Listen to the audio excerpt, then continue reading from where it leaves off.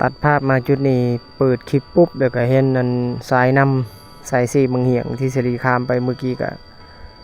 เป็นสายสีเดี๋ยวพาส้มในหมู่บ้านก่อนนี่อวยกองฟังนี่ก่อนนี่คือหมู่บ้านที่สรีจะมุ่งหน้าเข้าสู่ในมื้อนี้เป็นบ้านอันคนนี่คือชนเผ่าเป็นของคนชนเผ่าบ่แม่นเหล่าลุ่มคนชนเผ่ากรีภาษานี่ก็จะมีความใกล้เคียงกับภาษาสรีแต่ว่าก็จะแตกต่างกันหลายบางอย่างแต่สรีสามารถสื่อสารและร่วมกับเขาได้อยู่เป็นบ้านหนึ่งที่บ่มีไฟเดี๋ยวพี่น้องเด้ออยากให้ FC เข้าใจนำกันบ่มีไฟฟ้าใส่แต่ว่าเป็นบ้านน้อยๆบ้านนี้จะเป็นบ้านดั้งเดิมแล้วก็เก่าแก่เดี๋ยวให้เห็นหน้าสรีสบายดีเป็นทางการสลีเข้ามาเมื่อหลายเดือนก่อนนะยังบ่มีไฟแต่เข้ามาอีกมือนี้จะเห็นเสาไฟเดี๋ยวพาส้มพี่น้องเก็บภาพบรรยากาศแต่ว่าในหมู่บ้านเนี่ยค่อนข้างเงียบนะช่วงนี้นะ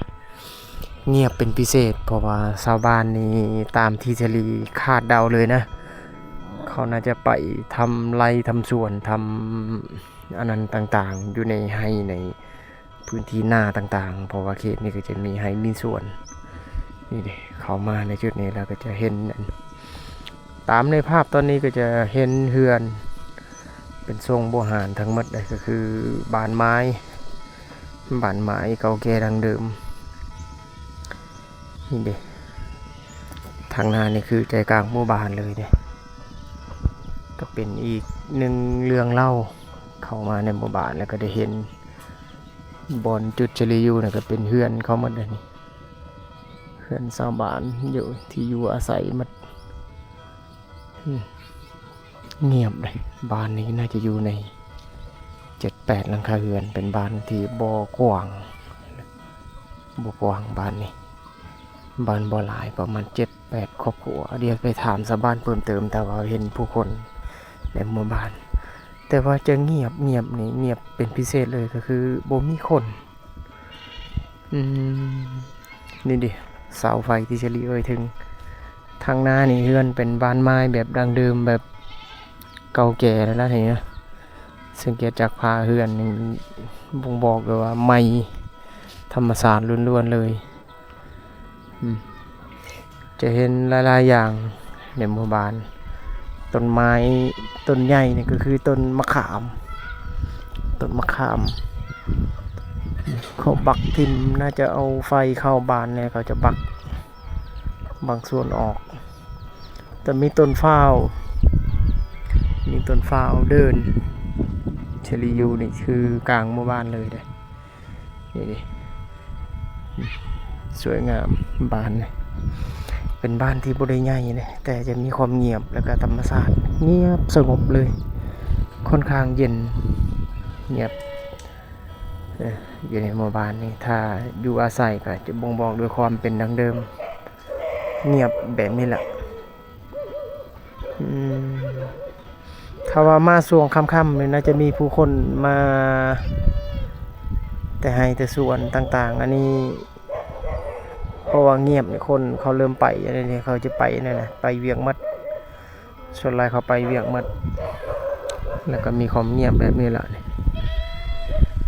บ้านนี้มีวงเครื่องเสียงอีกวงนึงมื้อนี้สลีใช่ว่าไปลินน้ำเพิ่นแต่ว่าบ่ได้นัดหมายเพิ่นไว้นี่แหละเฮือนเพิ่นข้างหน้านี่เห็นเครื่องเสียงเพิ่นอยู่ได้รู้จักเพิ่นอยู่แต่ว่าบ่ได้ค่อยถ่ายบ่เคยถ่ายวงเพิ่นถ่ายเทื่อเดียววงนี้เป็นวงตู้แบบบ้านๆอีกวงหนึ่งเลยนี่ตู้เพิ่นอยู่ในตารางเพิ่นส่วนใหญ่จะออกงานแถวบ้านนอกบ้านนาแต่ว่าช่วงนี้นี่บ่เห็นแล้วล่ะบ่ได้มีงานให้ถ่ายแล้วหัวหมดงานแล้วนี่เครื่องเสียงเพิ่นนะภาพมันจะมืดๆพี่น้องนี่คือเฮือนละบ้านเพิ่นนะเพิ่นบ่ได้อยู่เฮือนนะโอ้สวยงามพี่น้องสวยงามเป็นดังเดิมแล้วก็เก็บภาพส่วนอื่นๆไปนำในหมู่บ้านเชลีจำบ่ได้เลยว่าเขาเอิ้นว่าบ้านอีหยังแต่ว่ามีความเงียบแล้วก็ธรรมชาติ นี่ดิอันนี้บอนข้างหน่อไม้นะมาช่วงนี้เห็นชาวบ้านสังเกตเนี่ยเพิ่นมาตัดไม้แต่พื้นป่าต่างๆช่วงนี้นะตัดไม้แล้วก็เอามาเฮ็ดตัวนี้บอนยางหน่อไม้บอนยางหน่อไม้ก็เป็นอีกหนึ่งเรื่องเล่าในฤดูกาลช่วงนี้แต่ว่าช่วงหน้าฝนนี่ก็จะมีการทำแบบนี้ก็คือเห็ดหน่อไม้ขายเห็ดหน่อไม้ขายกันแต่ว่าฝนตกเลยเห็ดแบบใดก็คือฝนต้องยางต้องข้างไฟแบบที่เห็นในภาพตอนนี้ล่ะนี่ถ้าเราบ่ค้างบ่ย่างแบบนี้ก็อาจจะหน่อไม้จะบ่แห้งบ่สามารถเอาไปขายต่อได้พี่น้องเนาะนี่คันบางเห็นเจ้าของเพิ่นเนี่ยน่าจะช่วยงามเลยละมื้อนี้นี่ได้เครื่องเสียงเพิ่นบ่ได้อยู่คันเพิ่นอยู่สิถามเรื่องราวเครื่องเสียงของเพิ่นจุดที่เซรีอยู่นี่เป็นเฮือนเหมือนเดิมนี่คือบ้านที่เขาอยู่อาศัยกันแต่ว่าคนเงียบหมดเลยบ่ได้อยู่บ้านนะช่วงนี้เขาไปสวนทำไรทำสวนกันส่วนไรเขาจะปลูกข้าวในเขตนี้ปลูกข้าวแบบฤดูกาลคล้ายกับหน้าปีนั่นแหละแต่ว่าเขานิยมเฮ็ดให้ส่วนหลายเขาเฮ็ดสวนมันต่างๆเขาบ่ได้ค่อยทำหน้ากันสวยงามพี่น้องเดี๋ยวจีรวมภาพจุดอื่นๆแล้วก็บ้านจุดอื่นไปนำพี่น้องเด้อคลิปนี้สลีไทยในหมู่บ้านแห่งนี้ถือว่าเป็นบ้านเล็กๆอีกบ้านหนึ่งแต่เข้ามาปุ๊บเนี่ยบ่ค่อยเห็นเลยผู้คนส่วนใหญ่จะเห็นน้องๆเด็กน้อยแต่ว่าคนบ่หลายเดี๋ยวชมจุดอื่นๆไปนำทุกคนนี่คือเรื่องราวที่สลีอัปเดตในจุดนี้เดี๋ยวสิมี FC ถามว่าเป็นบ้านใดแล้วก็อยู่เมืองใดสลีจำบ่ได้แล้วบ้านนี้แต่ว่าเคยเข้ามาในรายเดือนก่อนเขตเมืองเซโปนนี่แหละอยู่ที่แขวงสวรรณเขตสปปลาวพี่น้องเดี๋ยวส้มจุดอื่นไปนำบัดนี้ตัดภาพเป็นขั้นตอนบ้านต่อไปตอนนี้เซรีมุ่งหน้าไปบ้านที่2บ้านที่เซรีถึงนี่ก็เคยเข้ามาเมื่อหลายปีก่อนเลยเป็นบ้านที่บ่ได้กว้างเป็นบ้านน้อยๆมัดทางสองเดี๋ยวหาทางเข้าไปในหมู่บ้านก่อนนี่คือทาง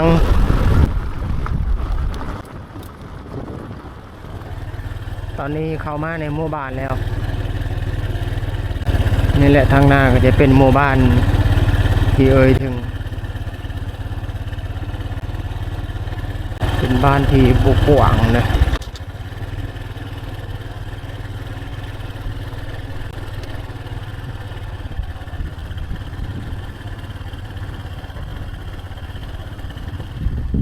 เข้ามาปุ๊บเลยเห็นเดินหญ้าเขียวอยู่ข้ามกลางหุบเขา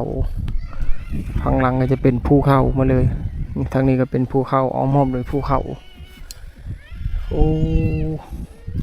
มีต้นฟ้ามีเสาไฟเลยเสาไฟนี่เสาไฟไปทางอื่นเลยในหมู่บ้านนี่บ่มีไฟบ้านนี่เสาเส้นใหญ่มี3สายไปทางอื่นแล้วจะเข้าโครงงานต่างๆอยู่ในพุ่นล่ะบ้านนี้บ่ได้กว้างเลยทุกคนสังเกต1 2 3 4 5 6 7หลังคาเรือน6อยู่เจนั่นเฮือนหลังนึงเป็นบ้านที่บ่ได้ใหญ่เลยผู้ฝั่งนั้นก็มีเฮือนหลังนึงฝั่งนั้นเป็นบ้านเก่าบ่หรือว่านี่ใดบ่แน่ใจคือกัน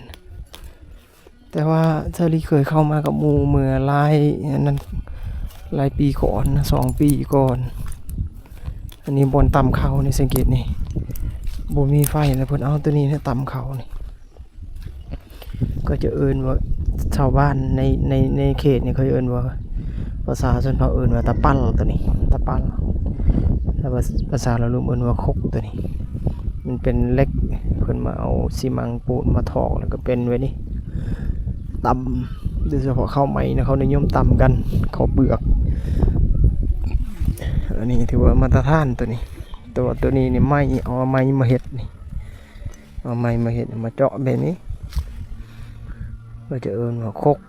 มีคกมีสากส่วนหัวประกอบพวกฝั่งนึงก็เขื่อนหลังนึง สวยงามในบ้านนี่เป็นบ้านหนึ่งที่มีความเป็นดังเดิมต้นฟ้าวนี่เครื่องปลูกทั้งหลังที่จะได้อยู่นี่เป็นเครื่องปลูกหมดอันนี้ต้นมะม่วงต้นขามต้นลายต้นที่อยู่ในหมู่บ้านนี่ก็เป็นเครื่องปลูกทั้งหมดเลยของหมู่บ้านมีความเป็นดังเดิมนี่เครื่องปลูกของชาวบ้านสบายดีไอ้น้องอนุญาตถามนะบ้านนี้มีจักหลังคาเรือนก็มีหกโอ้หกหลังคาเรือนโดยหกหลังคาเรือนไอ้เพิ่นว่านี่ดิอันนี้เรือนเพิ่นอยู่ได้ก็เป็นอีกบ้านนึงที่ว่าบ่ได้ใหญ่หกหลังคาเรือนหกครอบครัวโอ้ก็เป็นอีกหนึ่งเรื่องเล่าทุกคนมาฮอดแล้วก็จะได้เห็นหลายๆอย่างพิเศษเลยในหมู่บ้านนี้มีความเย็นเป็นธรรมชาติดีอยู่ท่ามกลางภูเขาทางนั้นก็เฮือนทางนั้นก็เฮือนอีกหลังหนึ่งเฮือนบริใหญ่เลยส่วนลายบ่แน่ใจว่านำนี่เขาเอานำอยู่ใส่งานอยู่ใส่มีเสียงเด็กน้อยอยู่ทางพุ่นนะก็น่าจะเอานำฝั่งพุ่นไปใส่มันเป็นน้ำบ่อนี่แหละเขากินตามเบิ่งนะเดี๋ยวพาไปชมก่อนจนหลายจะถ่ายบ่ได้เด็กน้อยเขาอาบน้ำเขาบ่ได้ใส่ส่งกันเพื่อนในส่วนหลายเป็นบ้านไม้กันบ้านไม้กับกระสังกะสีผสมเกะอีกเรือนหลังหนึ่งที่ว่าความเป็นดังเดิมแต่ว่าบ้านบ่ได้ใหญ่นะนี่เด้โอ้เอ้าเพื่อนอายคนนี้มาอยู่ฝั่งนี้แหละที่อยู่อาศัยของเพิ่นบ้านน้อยๆทุกคนย้ำอีกครั้งหนึ่งบ้านน้อยก็คือบ้านที่บ่มีคนอยู่หลายเป็นบ้านที่บ่กว้างหกครอบครัวอายคนหนึ่งที่สลิถามเดี๋ยวพาไปเบิ่งฝั่งนี้ก่อนมีเสียงน้องๆคู่คนอยู่ในบริเวณนี้เขาน่าจะอาบน้ำผู้เด็กเขาอาบน้ำนะมันเป็นน้ำบ่อน้ำลิ้นนะทุกคนนะโอ้เป็นน้ำบ่ออยู่ลุมนะในกล้องอาจจะซุ่มไปบ่ฮอดนะเพราะมีเส้นทางตัวนี้อันนี้เส้นทางนี่ทางตัวนี้คนบ่ค่อยเที่ยวกันดอกแต่ว่าจะรถจักรมอเตอร์ไซค์ไปดูเห็นฟังดีเฮือนหลังหนึ่งลายยางพี่น้องอันนี้สัตว์เลี้ยงของชาวบ้านนี่แบะตัวนี้แบะหรือว่าสัตว์เลี้ยงผู้คนเขตนี้นี่ส่วนใหญ่เขาเลี้ยงสัตว์กันแบบนี้เขาเลี้ยงกันแบบนี้สัตว์เลี้ยง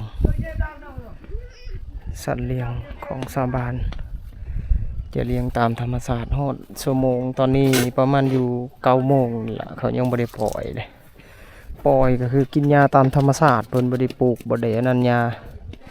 ปล่อยไปตามธรรมชาติสัตว์เลี้ยงก็จะไปตามธรรมชาติเลยฮอดฤดูมือชั่วโมงก็จะกลับมาอยู่อาศัยอีกจุดนี้อีกเท่านึงนี่แหละในหมู่บ้านเฮือนส่วนใหญ่เป็นบ้านไม้ดังเดิมคันมีไฟแล้วก็น่าจะสะดวกและตามเบิ่งเพราะว่าบ้านที่ต้องการไฟฟ้าตามเบิ่งเพราะมันอยากให้ FC ลองนึกภาพว่าตอนกลางคืนนะจะมีความมืดตามเบิ่ง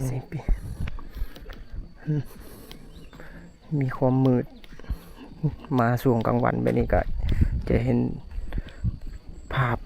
แบบนี้แต่ว่าช่วงกลางคืนก็อีกแบบนึงเพราะว่ามันอยู่พื้นที่สูงแน่ครับแล้วก็พื้นที่ต่ำอาจจะมืดกว่านี้อีกโอ้ทุกคนเอาเดี๋ยวเก็บภาพส่วนเดินไปนำออกจากบ้านนี้ก่อน6 หลังคาเรือนไอ้คนนี้ว่า6 หลังคาเรือนเดี๋ยวรวมภาพจุดอื่นไปนำทุกคนเฉลีต้องรีบออกจากบ้านนี้ก่อนเพราะว่าถ่ายทำให้ FC ได้ชมประมาณนี้แล้วก็เสียดายถ่ายทำจุดอื่นไปนำส่วนหลายเขตนี่เขาทำให้เฮ็ดให้กัน เฮ็ดให้เขาปลูกข้าวโดยเฮ็ดให้แต่ว่าถ้าที่จะเห็นในส่วนหลายเป็นส่วนมันนี่คือฝั่งนี้ก็ส่วนมันนี่ฝั่งนี้ก็ส่วนมันนะส่วนหลายเขาจะปลูกมันนี่แหละอันนี้ก็บ้านหลังนึงอีกนี่เอาเดี๋ยวไปก่อนออกจากจุดนี้ก่อนเดี๋ยวส้มจะเดินไปนำมานี่ต่ออีกบ้านไว้หน้าแล้วนี่กะไปดำนาแล้วตามเบิ่ง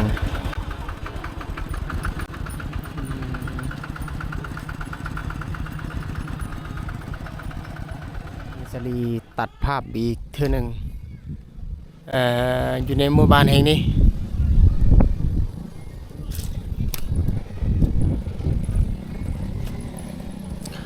หมู่บ้านที่สลีถ่ายตอนนี้นี่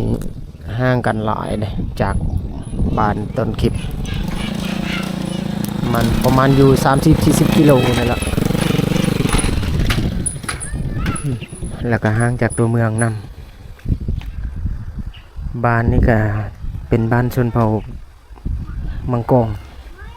สลีถ่ายตอนนี้บ่แม่นชนเผ่าอันกรีเด้อทุกคนแตกต่างกันไปแต่ว่าความแตกต่างนี่ก็จะให้ FC ได้ชมมันอย่างน้อนี่ไปทางไหนบ้านนี้นี่ไฟฟ้ามีบ้านนี้มีไฟฟ้ามี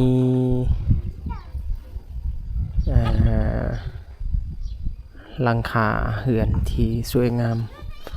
แตกต่างจากบ้านเก่าที่สลีถ่ายเป็นบ้านที่3แล้วนะในคลิปนี้มื้อนี้กิจกรรมที่เกิดขึ้นกับคล้ายๆกับบ้านเก่าแล้วเลยพี่น้องเพราะว่าเข้ามาในหมู่บ้านปุ๊บแล้วก็ส่วนใหญ่จะเห็นชาวบ้านเห็นชาวบ้านบ่ได้มีกิจกรรมเกิดขึ้นอย่างไรส่วนใหญ่เขาไปหน้ากันเขาเห็นให้เห็นนาแล้วก็มีความเงียบแล้วก็ตามที่เห็นนี่แหละเงียบส่วนใหญ่เขาอยู่สวนอยู่ให้อยู่หน้าแม่เฒ่าเพิ่นส่วนใหญ่เขาหุดอยู่ให้อยู่หน้าหมดแล้วเขาบ่ได้อยู่บ้านนี่เด้ผู้คนแต่สลีจะบ่ถามเขานะถ่ายพอให้ FC ได้สมอยู่ในหมู่บ้านลาวในช่วงนี้บางหมู่บ้านก็จะมีการเข้าป่าแต่ว่าบางคนก็บ่ได้เข้าป่านี่หมู่บ้านจะตั้งไปตามนี้เรียบๆเลยสวยงามบ้านนี่ก็เงียบเย็นเป็นพิเศษเพราะว่าห่างจากตัวเมืองหลายกิโลสำหรับบ้านนี้ก็เลยมีความเงียบตามที่เห็นฝั่งนี้ก็มีบ้านคนมีเรือนคนฝั่งนี้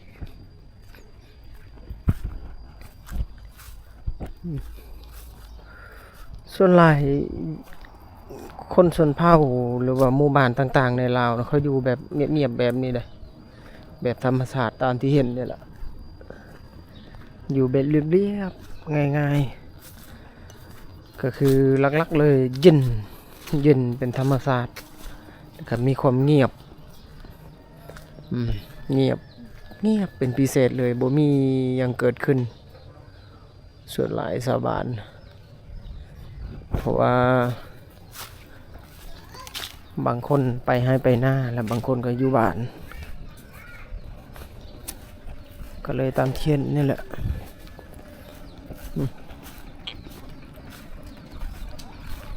พามาเบิ่งฝั่งนี้ก่อนนะนี่แม่เฒ่าเพิ่นใดไม่ยังอันนี้น้อยมาเขตนี้ต้องรวมกับเผาประชาชนเผานะพี่น้องนะอาบังมาแยะหน้าตาหน้าเนี่ยต้มบังโซ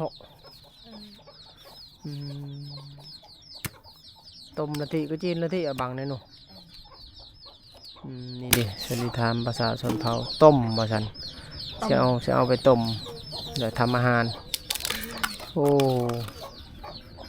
หน่อไม้หลายแต่ช่วงนี้หน่อไม้บงหน่อไม้อโศกเอาบางอโศกโน่หน่อไม้บงเอาบางอโศกเป็นภาษาหมู่บ้านเลย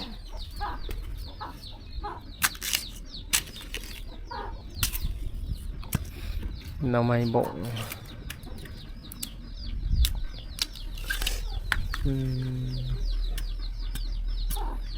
ก่อนที่เอาไปต้มทำอาหารต่างๆต้องผ่านขั้นตอนแหละให้จีชมตอนนี้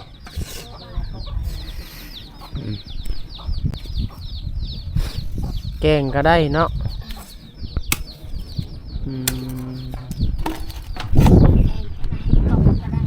ต้มก็ได้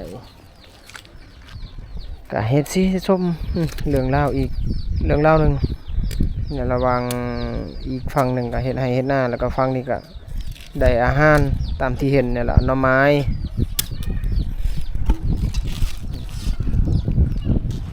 เดี๋ยวสลี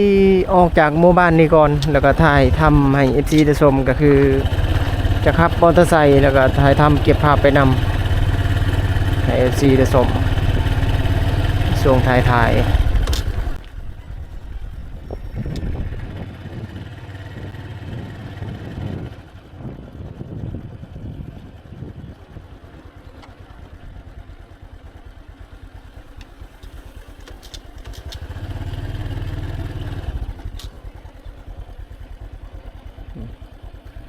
ส่วนไรจะเป็นบานไม้ทั้งหมดเลยผสมประสานเลย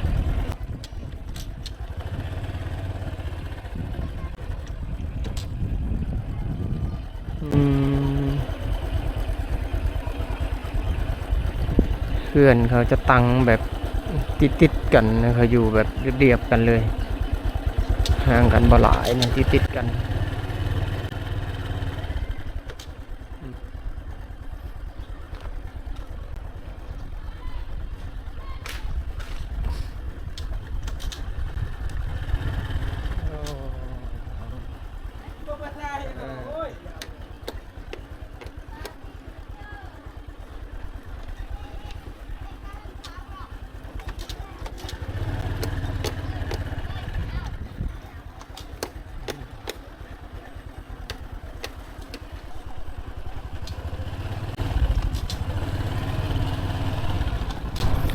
ออกจากหมู่บ้านนี้ก่อน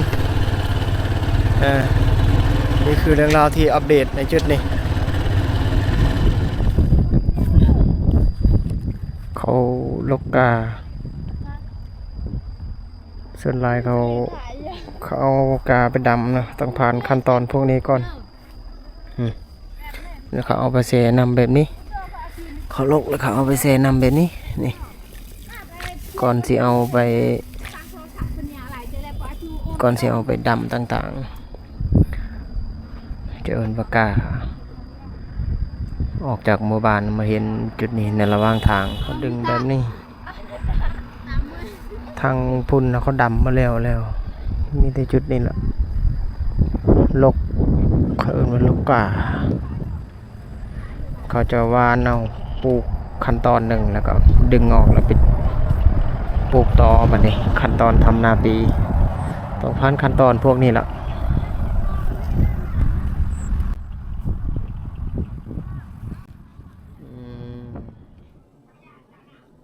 ช่วงถ่ายคลิปทุกคนก็คือถ่ายทำเอาประมาณนั้นก่อน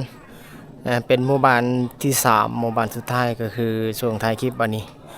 ช่วงนี้นี่ออกเดินทางใกล้บ่ได้พี่น้องหลักๆเลยก็อยากให้ FC ได้ชมจุดอื่นๆไปนำแต่ว่าถ่ายทำเท่าที่ถ่ายได้และเหมาะสมตามที่เทอรี่เฮ็ดได้ในช่วงนี้พี่น้องเนาะเพราะว่าฝนนี่ยังตกอยู่